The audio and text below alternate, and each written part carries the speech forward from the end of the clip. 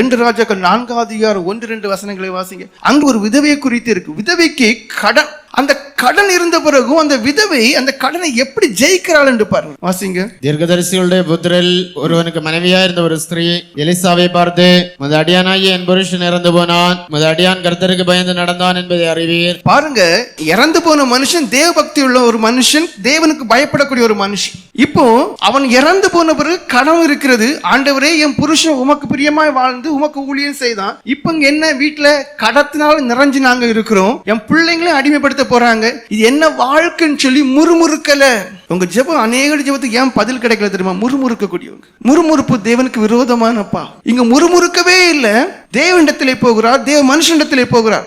கடன் கொடுத்தவன் இப்போது என் 2 குமாரரையும் தனக்கு அடிமைகளாக்கி கொள்ள வந்தான் என்றால், எலிசா அவளை நோக்கி, நான் உனக்கு என்ன செய்ய வேண்டும், வீட்டில் உன்னிடத்தில் என்ன இருக்கிறது சொல் என்றான். அதற்கு அவள், ஒரு குடம் எண்ணெய் அல்லாமல் உமது அடியாளுடைய வீட்டில் வேறொன்றும் இல்லை என்றாள். பாருங்க, தன்னிடத்துல இருக்கிறவைகளை வைத்து அந்த தேவன் அதிசயங்களை செய்யக்கூடிய தேவன். இப்ப மக்களுக்கு ஜெபத்துக்கு நம்பிக்கையே கிடையாது, எதுக்கும் வேற பரிகாரம். பிரச்சனை, வீட்டுல வேற குழப்பங்கள், ஐக்கிய குறைவு, எதுக்கும் வேற பரிகாரத்தை தேடி ஓடுறாங்க. முழங்கால நில்லுங்க, கண்ணீர் வடிங்க, தேவ சமூகத்துல கெஞ்சிங்க, அந்த கல்லான இருதயம் திரும்பி வரும், அந்த கெட்ட பழக்கங்கள் மாறி போகும். உங்களை தேடக்கூடிய, உங்களை விரும்பக்கூடிய மனதை ஆண்டவர் கொடுப்பார். உங்க பின்னாடி வந்து நிற்பாங்க. சோறுக்கு மட்டும் இடம் கொடுக்கும், சோறுக்கு ஏற்றதான சூழ்நிலை எல்லாம் வரும். ஜார்ஜ் முல்லருங்கிறதான ஒரு ஜெப மனிதர், அந்த மனுஷருக்கு டைரியில எழுதக்கூடிய பழக்கம் உண்டு. அந்த டைரியில எழுதினதான அந்த காரியங்களை வைத்து பார்க்கும்போது பல ஆயிரம் ஜெபத்திற்கு தேவனிடத்தில் இருந்து அந்த மனுஷன் பதிலை பெற்றதான ஒரு மனுஷன்.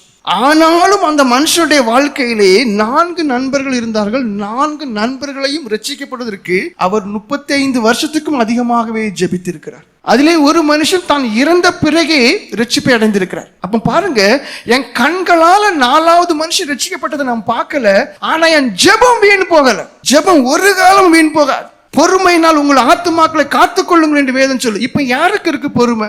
ஏதோ தேவனிடத்துல கொடுத்து வச்சது போல நினைக்கிறீங்க? இல்ல, வேதம் சொல்லுது எப்படி? லூக்கா 18:7, அவர் நீடிய பொறுமை உள்ளவராக இருந்து நியாயம் செய்வார். அடுத்த வசனம் சொல்லுது, சீக்கிரத்திலே நியாயம் செய்வார். அது என்ன சீக்கிரம்? இறந்து போன உறகு இத்தனை வருஷமா ஜெபித்ததான அந்த ஜெபத்திற்கு பலன் கிடைக்காமல் இருந்தாலும் இறந்த உடனேயே, ஐயோ எனக்காக ஜெபிக்க நீ ஒரு மனுஷன் இல்லையே என்று சொல்லி உடனேயே மனுஷன் மனம் திரும்புறான். பாருங்க, அதிசயம். எது முக்கியம்? பொறுமை. பொறுமையினால் உங்க ஆத்துமாக்களை காத்துக்கொண்டு தேவன் யார் என்றதான் அறிவோடு காணப்பட்டு விடாபிடியாக எனக்கு இறங்கும், எனக்கு இறங்கும், எனக்கு இறங்கும். இந்த வசனத்தை பார்த்தீங்கன்னா உங்களுக்கு ஆச்சரியமா இருக்கும். 7வது வசனம் சொல்லுது, அவர் நீடிய பொறுமை உள்ளவர் என்று. நீடிய பொறுமையா இருக்கும் போது நமக்கு கஷ்டமா தான் இருக்கும். ஆனா அடுத்த வசனம் சொல்லுது, சீக்கிரத்துல. இது என்னையா? நீடிய பொறுமைன்னு இருக்கு, சீக்கிரமும் இருக்கு. இதை நான் எப்படி புரிஞ்சுக்கிட்டதுன்னா, யோசேப்புடைய வாழ்க்கையை பாருங்க. சின்ன பிராயத்துல அடிமையா விற்கப்பட்டு போகிறான். அடுத்து எங்க போறான் மனுஷன்? போத்திபாருடைய வீட்டுல வேலை செய்யும்போது தப்பே பண்ணாதோட மனுஷனுடைய துணி மட்டும் யாருக்கு கையில கிடைக்குது? பாவியான மனுஷன் கையில கிடைக்குது. அவன் அதை வச்சுட்டு இவன் தப்பு பண்ண வந்தான்னு சொல்லும் போது யாராலுமே நிரூபிக்க முடியல.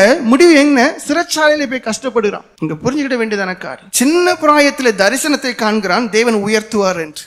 அடுத்தது நீடிய பொறுமை தேவையா இருக்கு. அது எத்தனை வருஷம்? அநேக வருஷங்கள். அந்த அநேக வருஷத்துல சரி சும்மா இருந்துடலாமா? இல்ல, உபத்திரவம், சோதனை, துன்பம், நெருக்கம், கெட்ட பெயர். அவனை போத்திபார் நல்ல நிலைமைக்கு வச்சான், அவனும் கெட்ட காரியங்களை பண்ணிட்டான், அவன் நல்லவே இல்ல. இப்படி எல்லாம் சொல்லும் போது அந்த இருதயம் பாதிக்கும், வேதனைப்படும். ஆனா வேதம் என்ன சொல்லுது? தேவன் நீடிய பொறுமை உள்ளவர். நீடிய பொறுமையா இருந்து திடீரென்று பாருங்க, இன்னைக்கு ரிலீஸ் ஆகிறான் மனுஷன், நாளைக்கு ஒட்டு மொத்த அந்த தேசத்துக்கு அதிபதியா மாறுறான். என்ன ஆச்சரியம் பாருங்க. அல்லேலூயா, ஸ்தோத்திரம். அல்லேலூயா, ஸ்தோத்திரம்.